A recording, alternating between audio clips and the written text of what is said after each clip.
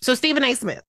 Stephen A. Smith, the famous, renowned sports commentator, has been dipping and dabbing a lot more in politics these days. I've talked about the deliberate choices that people are making on who to platform. My God. You get called upon and you don't have the range or the capacity, but you still answer the call. That's you. That maybe you should decline. But at the same time, there's a system around that is platforming people intentionally, spreading certain sentiments that aren't really accurate to try to normalize it. That's the institutional choice. Okay, so it's a combination. However, he answered the call talking about Trump.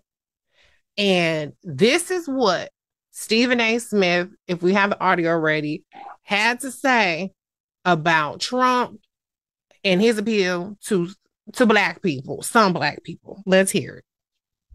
But I got to tell you something. As much as people may have been abhorred by Donald Trump's statement weeks ago, talking about how Black folks, he's hearing that Black folks find him relatable because what he's going through is similar to what Black Americans have gone through. He wasn't lying.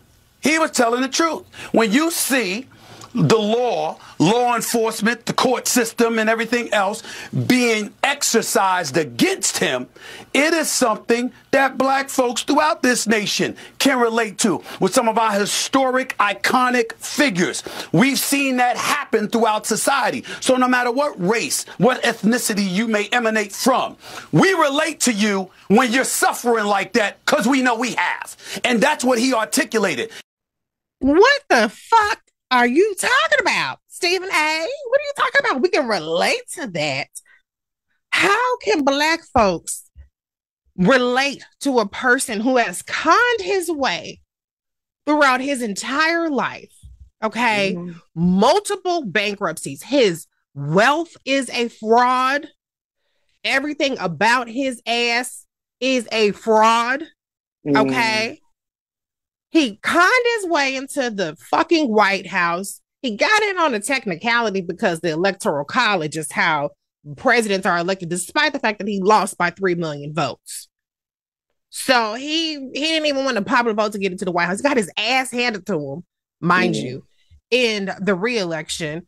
He was impeached twice. One time for some quid pro quo. He wanted quid pro quo with Ukraine to use against Joe Biden, to use against his political opponents.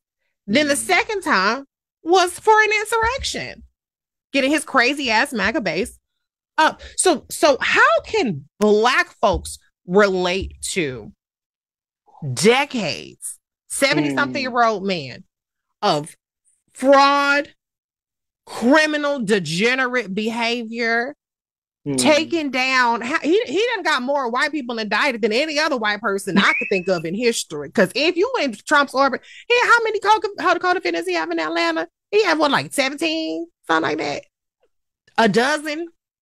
Then he had, Paul Manafort ass, Michael Flynn ass, George Papadopoulos. I'm going back to the Mueller shit. Okay, Michael Cohen ass did some jail time. He got co-defendants in his stealing classified documents, his personal valet, and I think a motherfucking janitor even got goddamn classified documents charges going on. How can Black folks relate to a situation where you get to persistently, without consequence, build your wealth, build your power for decades, and ain't nobody on you? He just now, in the year of our Lord 2024, is being held accountable for the fact that his business shit was a fraud. You got Marilyn Mosby. She got more heat for her motherfucking 401k, $10,000 out of her 401k.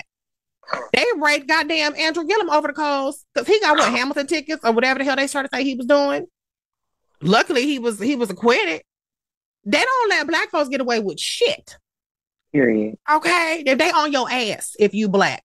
So the whole idea that Black people can relate to somebody who's gotten away with all kind of shit, all kind of crimes, all kind of corruption for decades, and then the idea that Black people would see in this person, Donald Trump, being indicted, they would see that as the system being used against you. It's the system, for once, working the way the fuck y'all been saying it's supposed to work. But it seemed like it only so-called work when it comes to locking our asses up. That's what we see. Finally, a little bit, an ounce, an inch of parity in the way a white man is treated versus the way a black man is treated or a black woman is treated. Mind you, he's got a gag order he's violated. He's been in contempt. Don't give a damn. Mm-hmm.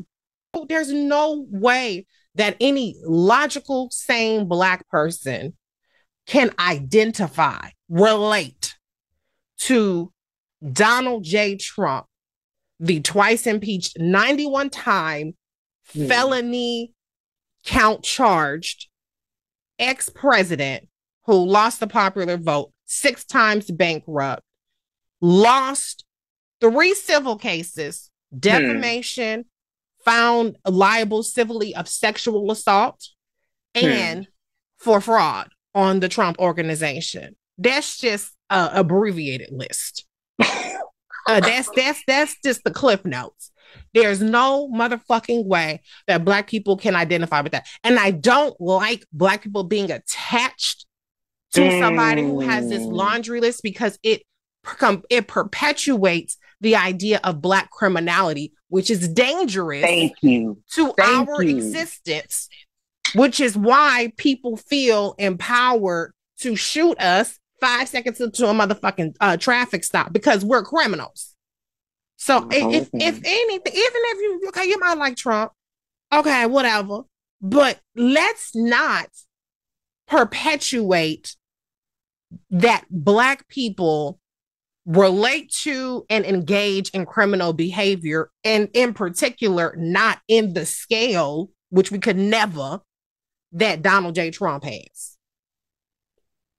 Let's not do that, because that's not just a political disinformation, misinformation. That's not just, oh, Stephen A. Smith, he's saying some stupid ass shit, or this person is saying stupid ass shit. That actually is no different than Sister Soldier moments that have happened, the welfare queen narratives, and all the other bullshit narratives that are used to debase and dehumanize us and serve as justification for the hostility that we're treated with, for the suspicion that we're met with, and for the disproportionate way that laws are applied to us. So be fucking responsible when you say stupid ass shit like black people can relate to Donald Trump, the motherfucking criminal. Right. Erica, I got to hear your response. I must say that in addition to the Sean Hannity clip, to listen to his response on his own platform is quite disheartening, because what we talk about, what you've been talking about for years, Reecie, what Clay, Joe Madison, Karen Hunter, all, Larry Favors have been talking about, is for people to actually not paying attention to necessarily what people are spouting, but what's happening. And what's happening as you listen to his complete 18 to 19 minutes response is that he then goes into talking about when are people going to wake up. And that Black people have these concerns about the borders being flooded, illegal immigration negatively affecting Black people, and that xenophobia, homophobia, transphobia has become a bigger issue than racism in this country. This is as you get deeper. Yes, ma'am. This is when you get deeper into listening to him respond to what he did not believe was a correct response. That because, and I'm paraphrasing, that when Black folks aren't 100% in lockstep, then those people are called sellouts. So then he begins to spin and talk about these different issues that Black people have. And then he moves into talking about stopping with all of the woke stuff and why people aren't raising holy hell about the aforementioned talking points that are, Reecie, as you and I and the astute listeners of this program know, are right-wing talking points. Exactly. Which is why I am so glad that you took opportunity and took time, as you do, as so many other do, to lay to bear why these things are of utmost urgency, why it is important to be engaged, to be involved, to understand what's happening in your local community. Because when big booming voices like this that has the attraction of specific demographics because of their interests, then they begin to sound like gospel themselves. Yep. Well, if he endorses Chris Christie, if he says Donald Trump is, or excuse me, as I call him, the son of a Klansman, I can't vote for that brother because I believe he's going to take the country in the Civil War, but you're calling him a brother. When this is the booming, louding, lording voice that says that absolutely, as a journalist, he can move in different lanes as he so well pleases. But to your point, Reecie, each of us, Erica Savage, all of us included, we have to understand what our range is. Yeah.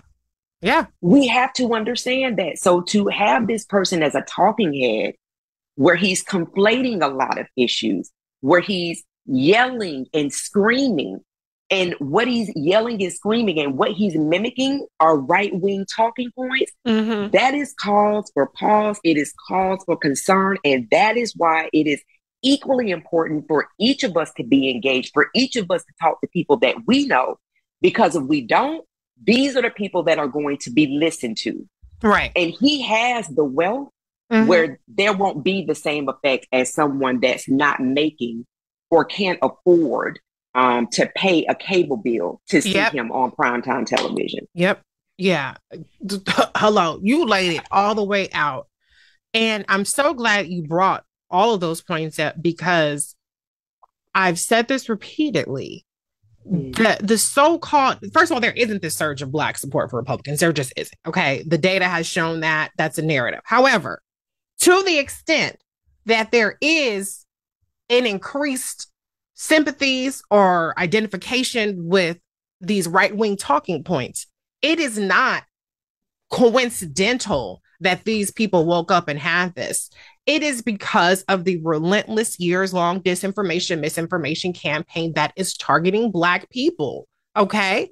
And a lot of what they use to target Black people are things like racism, like xenophobia, like transphobia, and other issues. So you can't say, well, this is how all these Black people feel, without diagnosing why people have these sentiments. The reality is that Stephen A. Smith is going to be platformed 10 out of 10 times. Period. To say what he's saying.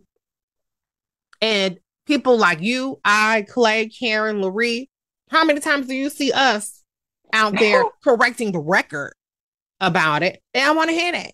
They want the Stephen A's on there. And I can't even hate on him, because you know what? It's not really just you. It's the infrastructure of how our society is crafted right now that gives you an unearned, outsized voice. Now, I wouldn't say influence. Maybe you're tapping into some sentiments that are probably, it's an 100% number of people. I don't 100%. Give him the credit of saying that he's influencing people one way or another. I still stand by. I think he is perpetuating harmful stereotypes, and that he should really reevaluate. The conversation we're not having about immigration is actually the conversation about how we were just talking about this on Roland's show on Thursday. In Louisiana, they're making moves to where you can be arrested over these immigration checks that they're doing.